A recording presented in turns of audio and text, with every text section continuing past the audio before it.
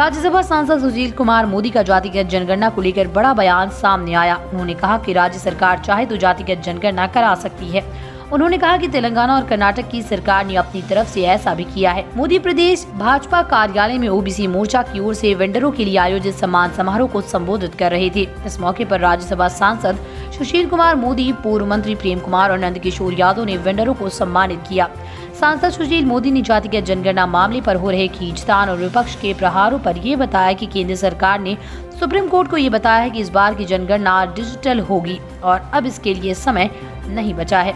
उन्होंने बताया कि जनगणना के लिए पिछले 3 साल से तैयारी चल रही है। अब ऐसे में अंतिम समय में जातिगत जनगणना कराना संभव नहीं है, लेकिन राज्य सरकार चाहे तो जातीय जनगणना करा सकती है। नहीं, देखिए, हम लोगों ने पहले भी कहा है कि केंद्र की सरकार ने जो सुप्रीम कोर्ट में एफिडेविट फाइल किया है, वो कहा यह है कि यह व्यवहारिक नहीं कि केंद्र की सरकार इसको कराए, क्योंकि इस बार की जनगणना ये हैंड हेल्ड डिवाइस या डिजिटल तरीके से होने वाली है और जनगणना की पूरी तैयारी 3 साल पहले प्रारंभ हो जाती है।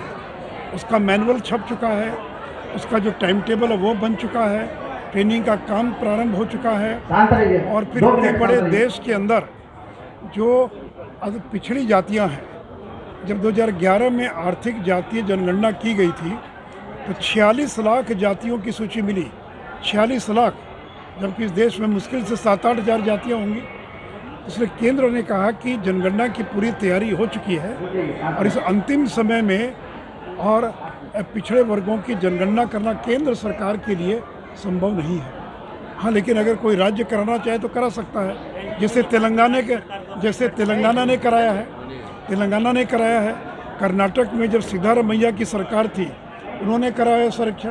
ये बात अलग है कि सिद्धारमैया की सरकार ने सर्वेक्षण कराया, लेकिन आज तक वो रिपोर्ट सार्वजनिक नहीं हो पाई है।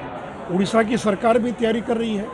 तो अगर कोई राज्य सरकार अगर कराना चाहे तो स्वतंत्र है, लेकिन केंद्र ने अपनी असमर्थता जाहिर की है। और जो राजद के लोग कहते हैं कि एक कॉलम जोड़ देना है, ये केवल एक कॉलम जोड़ने का सवाल नहीं है। ये केवल एक कॉलम जोड़ने से नहीं होगा, क्योंकि ये डिजिटल तरीके से गणना की जाने वाली है।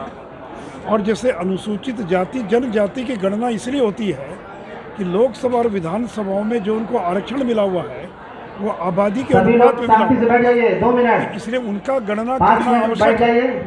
तो इसलिए अगर कोई राज्य सरकार चाहे कराना तो स्वतंत्र हो करा सकती है, लेकिन केंद्र ने कहा कि हम जनगणना के साथ अभी कराना हमारे लिए संभव नहीं है और यही एफिडेविट उन्होंने सुप्रीम कोर्ट में फाइल किया। लेटेस्ट खबरों के लिए देखते रहिए MUZ न्यूज और ताज़ा अपडेट पाने के लिए चैनल सब्सक्राइब करना ना भूलें।